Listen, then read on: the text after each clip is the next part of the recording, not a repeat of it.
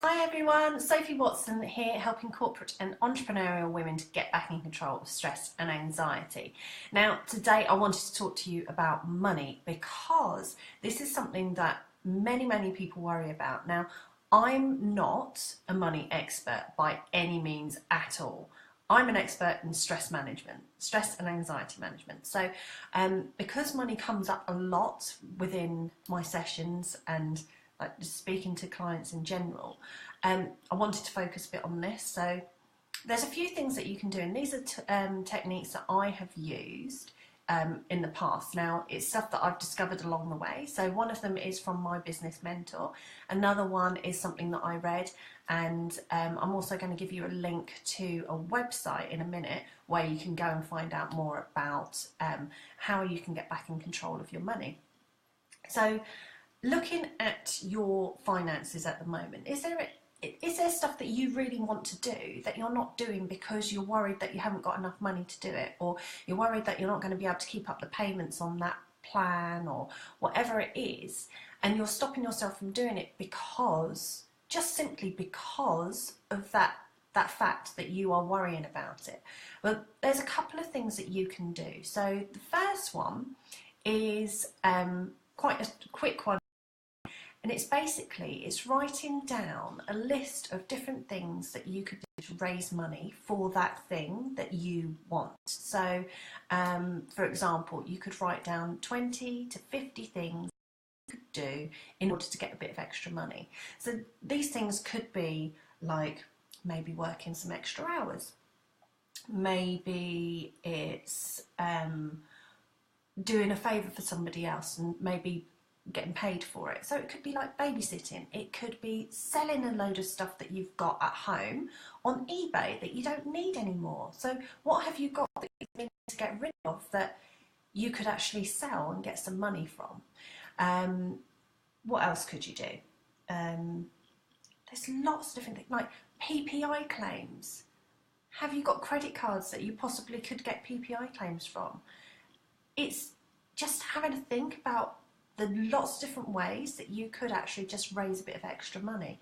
The other thing is looking at your lives and actually just thinking about, where are you wasting your money? So have you got those massive packages from like the TV providers, like, I won't even say their names, but you know what I mean, like the extra channels and things that actually you really don't need because you really don't actually watch them, and it's just a waste of money. I mean, this is something that I did because I realised that I was paying out about £70 a month and I didn't need to because I wasn't even watching the TV, so there was no point in me having it.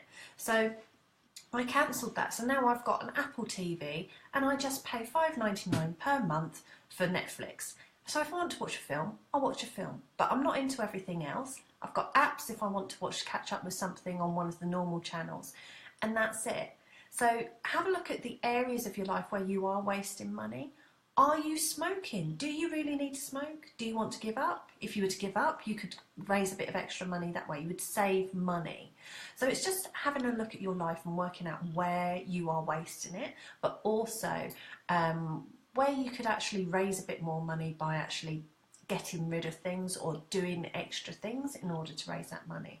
And it's a great idea if you just set the, like, say 25 things, write down 25 ways in which you could raise that money, and don't stop until you get there. You'll probably write down ridiculous things in there, but that's fine. But at least you're working your brain, and as soon as you start getting one idea, then you'll find it easier to get another one and another one and another one. So have a think about that. Write down your 25 ways. If you do that today, then just post on here, just comment on here and tell me and tell all of us that you've actually done it, and as if is there something that you can doing right now, or when are you going to implement that, so that we can all hold you accountable to it. There you go. So another way, if you start to struggle with those ways in raising that extra money, then there's a website and it's called moneysavingexpert.com. Have a look on there, because that will give you lots of different ideas and ways that you maybe never have even thought of. like maybe changing your gas provider or your electricity provider. That could save you money too. So it's a great way of just having to think about what's going on, what's happening in your life, what you're spending your money on, and then maybe making cutbacks or selling stuff in order to get some extra cash. So as I said, comment down below and let us know what you're going to do. The other thing, now this is a much longer term thing, is, and this is an exercise that I did and I actually found it really beneficial. So it's like creating a spreadsheet, okay? And each day you give yourself an extra bit of money. So the first day you could give yourself £100, for example. So this is imaginary money, but what it's doing, it's helping you to get over that mindset of not having enough, okay? So you type in £100, okay, and then you have got to, in your mind, spend all that money for that day. So what are you going to spend that money on? Is it going to be clothes? Is it going to be food? Is it going to be a day out? But you've got to spend all of that and describe exactly what it is that you're going to be spending that money on, and just imagine yourself doing it. Then the next day you increase that, so you double it, so then you give yourself £200 to spend. What are you going to spend that money on that day? And it's a case of you just getting creative with what you want to spend the money on. So in your head you've already spent all that money, and I did this and I got up to about £3,000 before I decided to, it sort of like started dropping off and I wasn't doing it as regularly. And I decided that we needed new bedroom furniture. So I described it in detail. I described exactly how I wanted the room to look. It was like a Japanese style bedroom, like wardrobes, fitted wardrobes, and very low bed, all that kind of stuff. And I put it all to one side. I've just put it all to one side. A year later, I actually realised, when I was going through like all my stuff on my computer, that on that spreadsheet I had actually described exactly how my bedroom was going to be. That's how my bedroom is now. It's literally, it's not exactly the same, but it's very, very similar to what I described. And it came to around about that price.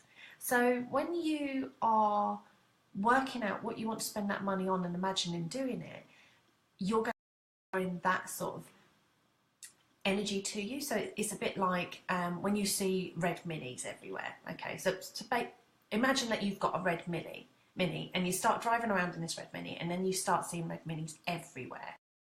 Well, that's because you're attracting that kind of energy and you're looking for it. Now your brain is going to start looking for ways in order to get that money or get those things that you actually want. So like for my bedroom, that's exactly what my mind started doing. It was picking out bits and pieces, and it actually found the way in order to get that stuff, even though I wasn't concentrating on doing that. I just happened to stumble across stuff.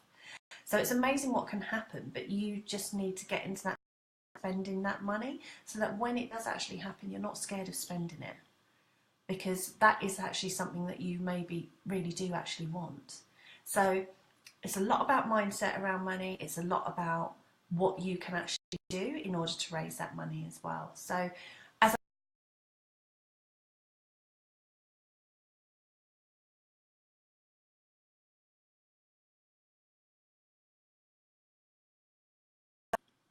back again. Yeah, so for some reason internet went down a little bit. Yeah, as I say, I'm no money expert, but these are just some ways in which you can switch your mindset and start to get some more money in so that you can do those things that you've always wanted to do, and then you don't have anything to regret. Okay, so get going, comment below, let me know how you get on, and I will see you again at some point next week. Take care.